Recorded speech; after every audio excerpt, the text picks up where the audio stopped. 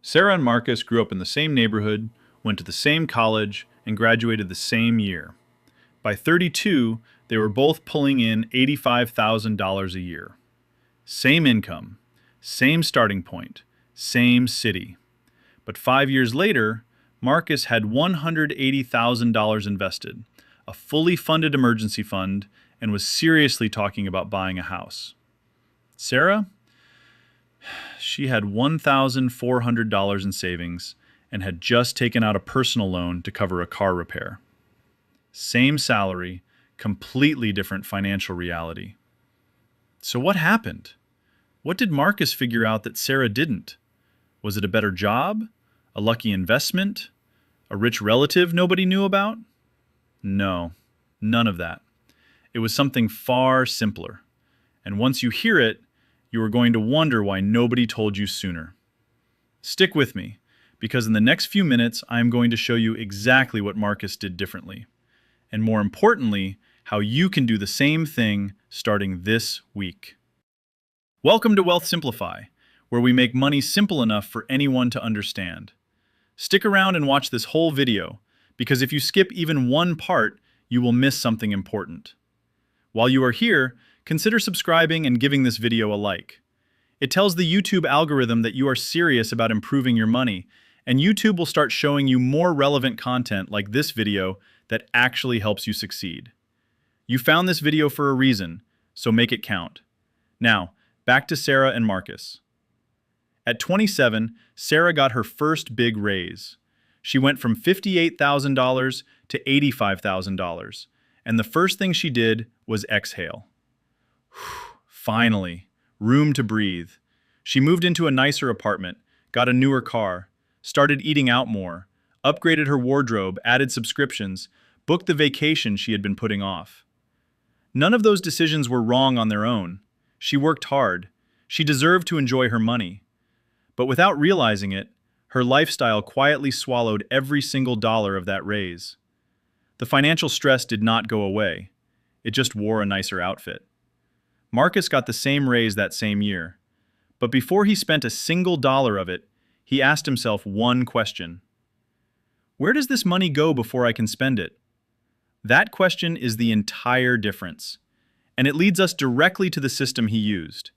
It is called the 15-50-20-15 rule. 4 buckets. Every dollar has a destination before you even see it. 15% goes to your future through investing. 50% covers your true essentials. 20% is your guilt-free spending money.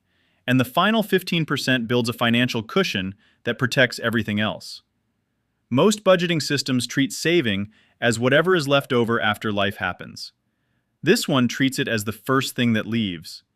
That single shift is what separated Marcus from Sarah.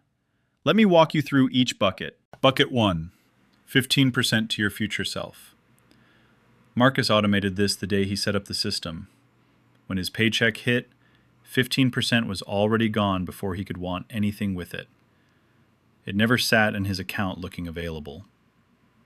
Here is the math that makes this non-negotiable. Invest $400 a month starting at 27, and at the market's historical average of around 10% annually, you will have roughly $1.7 million by 65. Wait until 37 to start that same investment, and you walk away with about $680,000. Same monthly amount, 10-year delay, over $1 million in difference. Every month you wait is not just a missed contribution. It is compounding you never get back. So where does the 15% go? First, your employer's 401k, at least up to whatever your company will match. A 401k match is a 100% return before the market does anything. Leaving it on the table is turning down free money. After that, a Roth IRA. Money goes in after taxes, grows untouched, and comes out in retirement completely tax-free. Every dollar you put in now could be worth $10 or $20 later, and none of those gains belong to the government. Once those are maxed, Anything extra goes into a simple index fund. Not individual stocks, not the hot tip from a coworker. A total market index fund that gives you fractional ownership of hundreds of companies at once. Automate it. Leave it alone. Let time do the work. Bucket 2. 50% on true essentials. This is where most people quietly lie to themselves. Not intentionally. The lying is usually unconscious. Essentials are what life actually requires. Rent, utilities, groceries, transportation, insurance, minimum debt payments. What is not on that list? Streaming services, restaurants, the premium phone plan. Those feel essential. They are not. They belong in a different bucket. Sarah's problem was not recklessness. She was careful in her own mind.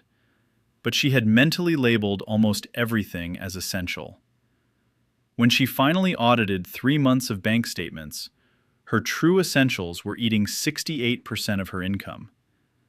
That left almost nothing for investing and nothing for savings. The 50% cap forces an honest conversation most people never have. Housing should sit between 25 and 30% of take-home pay. Transportation, including payment, insurance, and gas, should stay around 10 to 15%. Marcus drove a 5-year-old Honda. Reliable, paid off, invisible. He did not care what his neighbors thought. He cared what his investment account looked like. The average car payment in 2026 exceeds $770 a month. Add insurance and gas, and you are spending over $1,000 monthly on something worth less every single day you own it. The goal is not deprivation, it is honesty. Know exactly what your life actually costs. Keep it at or under 50%. Protect the margin that funds everything else. Bucket 3. 20% for the life you actually enjoy. Here is where most financial advice gets it completely wrong. It treats every non-essential expense as a problem to eliminate. That creates a system that feels like punishment, and people abandon it. The 20% lifestyle bucket eliminates the guilt entirely. When Marcus went out to dinner, he did not feel bad about it.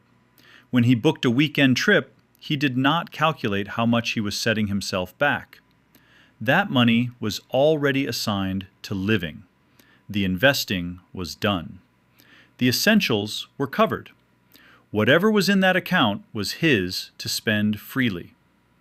The key is keeping it completely separate. When the paycheck arrives, 20% transfers automatically to a dedicated account. That is your playground for the month. When it hits zero, the playground closes until next month.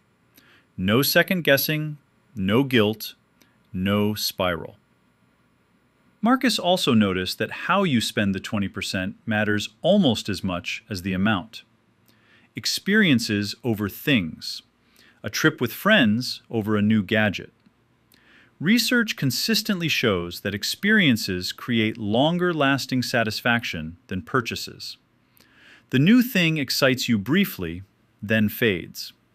The memory of a great experience stays for years. Bucket 4. 15% to your stability fund. This is the bucket Sarah did not have, and it is exactly why one car repair sent her to a personal loan. Without a cushion, you are one bad month away from unraveling everything you built. Job loss, medical bill, broken appliance. These things happen to everyone. What separates people is whether they have a buffer that absorbs the hit or whether every crisis becomes a financial disaster. The target is 5 months of essential expenses. Not total lifestyle, just the 50% bucket. If your essentials run $2,500 a month, you are building toward $12,500.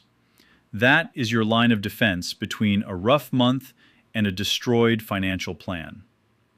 This money does not go into investments.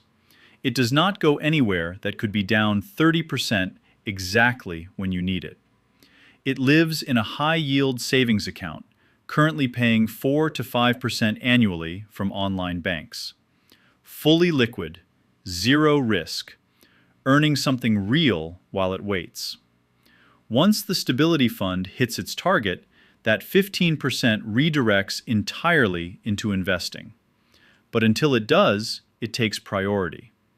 A system built without a foundation collapses the moment anything goes wrong. Making it automatic. Here is the mistake most people make even after understanding all of this. They decide to be intentional every month, and it works for 2 months. Then a busy week happens. The transfers slip. The lifestyle account never gets separated. Investing gets pushed to whatever is left. And we are right back to the system that was not working before. Marcus did not rely on monthly discipline. He set everything up once and automated it completely. The day his paycheck arrived, the transfers were already scheduled.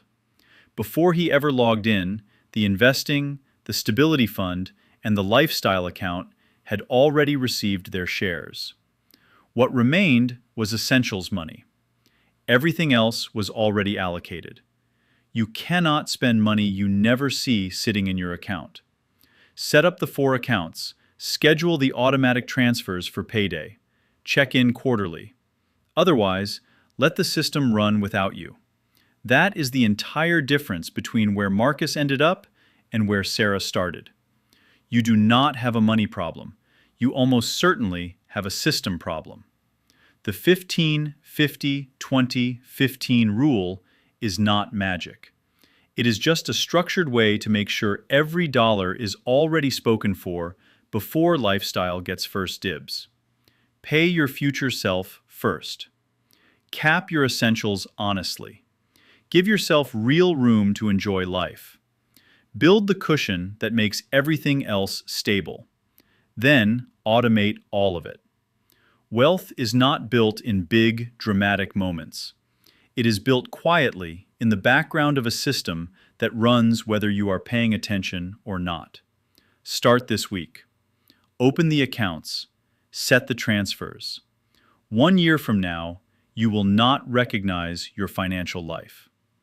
And if you want to go deeper on how to accelerate all of this even faster, our next video covers exactly that. Subscribe to WealthSimplify so you do not miss it. Now tell me in the comments, are you more like Sarah at the start of this video or Marcus? I read every single one. I will see you in the next one.